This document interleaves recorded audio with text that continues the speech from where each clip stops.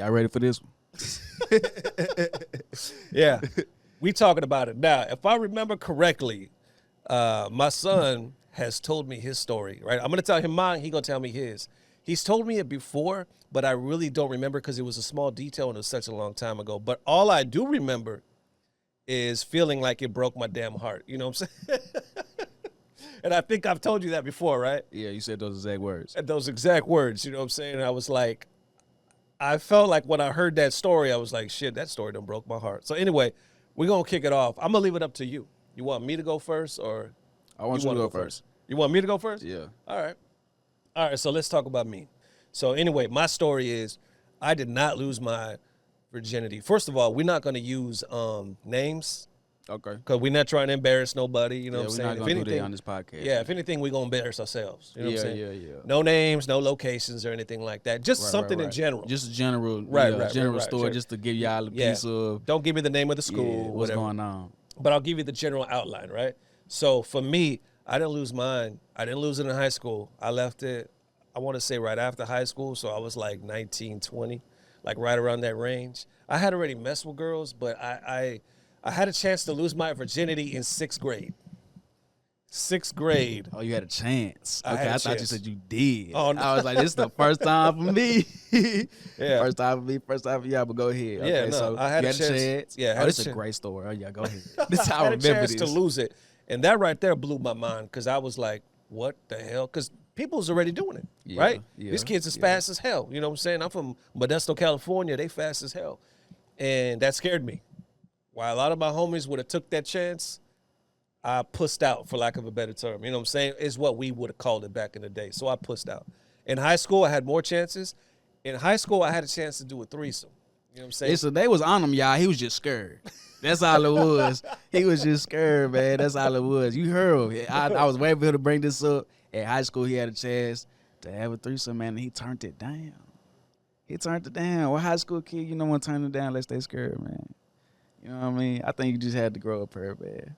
I think that's what it is. Because I think you should have knocked them, the 2 females there. Okay, let me ask you this. Why were you scared? Why were you scared to handle 2 females at one time? Well, first of all, you got to think it from my perspective. If I hadn't even slept with anybody yet, let alone one woman, you know I'm going to be scared of 2. Okay. I was intimidated as shit. I'm not going to lie. Okay. I thought you had sex prior to them no. asking you before to have a threesome. You know, that's what I thought. Hell no. You That's know, what I so asked. I was scared. I ain't going to lie. I was like I said, I was a slow starter. All my other homies were started in like 6th grade, 7th grade, not me. You know what I'm saying? So for me, it was more so like by the time I got these opportunities, I was like, shit, everybody got a head start but me. You know what I'm saying? But I can't tell nobody because I don't want to seem like a square. You know what I'm saying? So anyway, I got this opportunity, and check this out. This is what killed me the most when I think about it now. I was attracted to both of them. It wasn't like they were ugly or something like that. You know what I'm saying? Like I was literally thought they were both bad to the point where I was like, anybody I know would have took it. And anyway, long story short, I passed that up, and it didn't happen.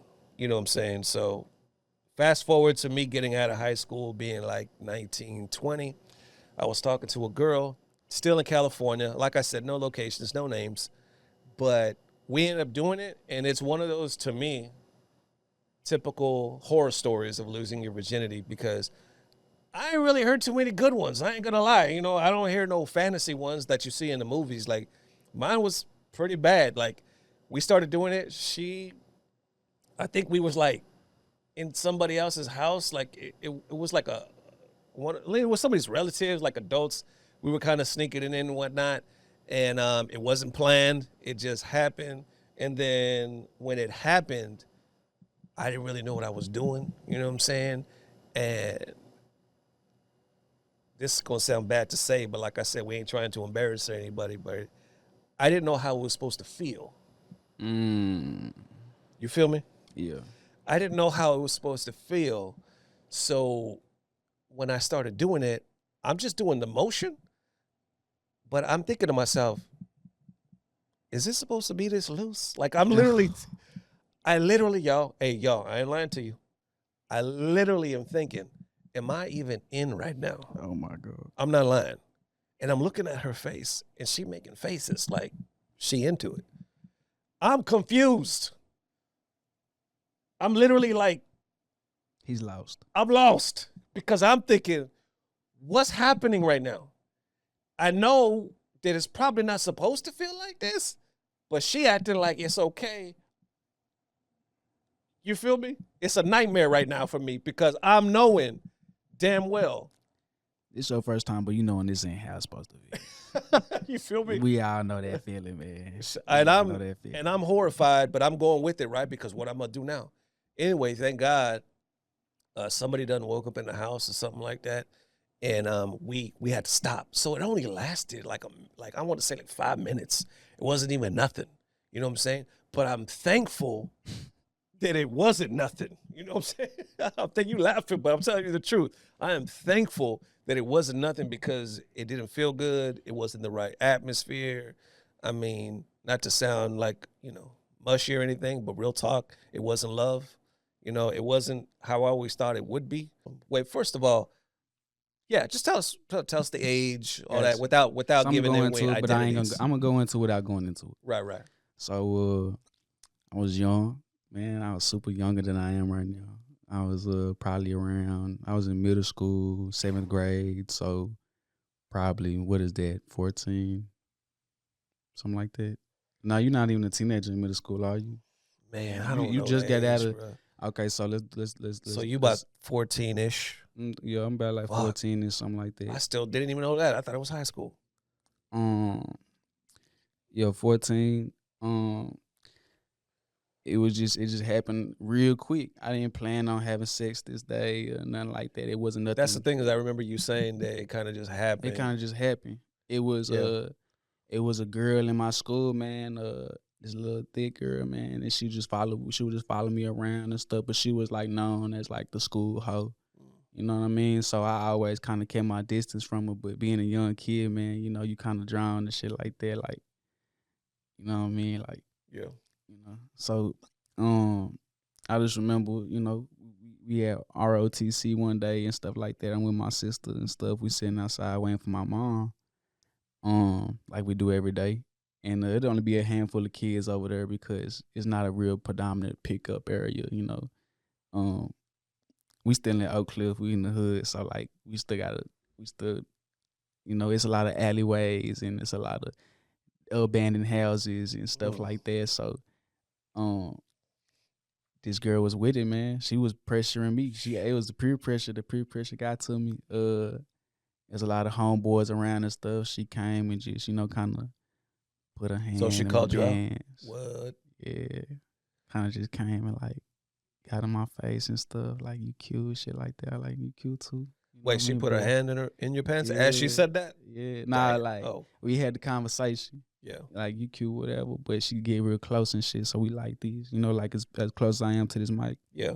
You know what I mean? Smiling into the faces and stuff like that. And then she just reached in my pants and shit like that. And, I ain't never had no shit happen to me like that before. This is my first experience, so I'm excited. She like, she talked to me, whisper in my ear and shit like that. She like, you want to go in the alleyway? My heart beating out my chest. You know what I'm saying? I'm watching my homeboys, shit like that. They know what's going down. My sister on the side, bro. My mama might pull up and shit like that, bro. I'm thinking I'm finna get a big ass whooping. But I went and did it anyway, man. I took her to the alleyway, man. It was a little alleyway behind some abandoned houses right on the side of my school and stuff like that. And she got to it, man. She sucked my dick. That was that. We had oral sex, but that was it. I ain't hit her in the alleyway though. But that was my first sexual experience as a young boy or whatever. Later on in life, a couple years down the road, when I eventually did get to high school, about 17, that's when I caught my first girlfriend and stuff like that, and that's when I really caught like my first actual like real sexual experience. Okay, that was around 17. Yeah. Okay. When you think about how you lost it and like that stuff that happened to you when you were 14, do you think about it with like a smile on your face, or or does it make you cringe, or what's up? When I think about it, it's not really my proudest moment. Yeah. So I do cringe up a little bit. Yeah. But I try not to live with regrets Right. and things of that nature. So I don't know. I don't really. When I tell that story, I do tell it sometimes with a smile on my face, cause I don't know. It's kind of it's Right. it's a boy thing. I think it's a man thing. It just Yeah. the dog, raunchy. You know what I mean? Right, It's, right. kind of like a fantasy a little bit. Yeah. So it was, that's how I think about it. But I don't. Me now, I don't look at it and try to like regret it or nothing like that. Right. I think that could be, yeah, like you said, it's a guy thing at times. Because if somebody here, oh shit, you got a BJ at 14, Yeah, that's yeah, what's yeah. up. They gonna high five you. Different strokes for different folks, man. Yeah, It's- you know what I'm it's, saying. But shit, even that a BJ at 14, you know what I'm saying. That's fucking wild to me. And don't get me wrong, we've heard stories out there, so we know people do it much younger. But still, as a father to hear, and I always fooled myself because I don't know why. I really don't know why, but I always thought like, for sure, oh, I like, thought.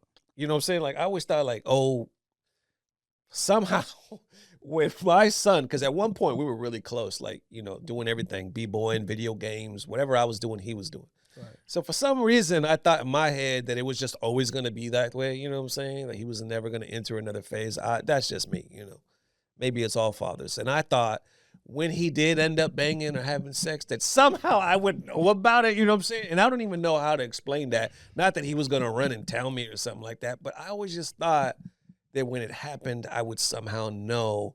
And then it would be like it would be a moment in a way to where we talk about it, but it would be, I don't know, more traditional, if I could even use that term right there.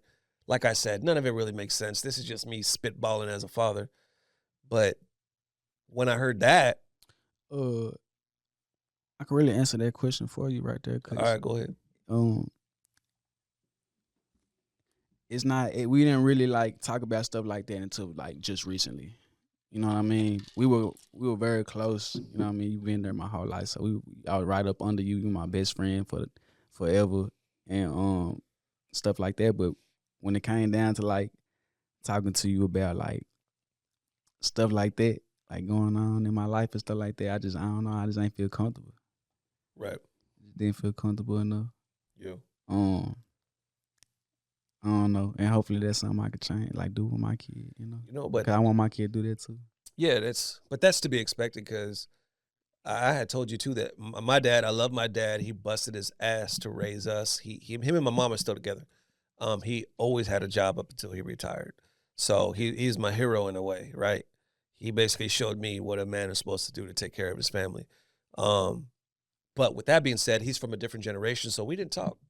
He tried to talk to me later down the line, but there's this distance. You know what I'm saying? People from my generation, a lot of us have that experience with our fathers. You know what I'm saying? There's this distance a lot of the times. So I always said I don't want that. So I tried something different with my son. So because we started out so strong, I thought, oh, we good. Always be that way. Yeah, it's gonna always be this way. We gonna coast. I did too. You know what I'm saying? I remember a point in time where I literally sat my dad down and told him like, "You gonna be my best friend forever. Like, I don't want no friends. You know what I'm saying? Like, we gonna do everything together." He like, "No, it's gonna be a point where you get older, bro, and you gonna want to do your own thing. That's just life." And I didn't want to hear it, and then the shit ended up happening. Nah, for real. And when it happened in a major way. But that's another story for another podcast. Exactly, in a major way. But yo, that's another show. But back to your point, I think it happens. It's inevitable. Like, yeah, even though we were like on that path, yeah, when you come into your own as a man, as a whatever adult, right. Yeah, there's some stuff you're going to keep to yourself because you want to figure it out. You don't necessarily want everybody in your business, even your best friends or your parents or whatnot. And yeah, it's personal. Personal is personal.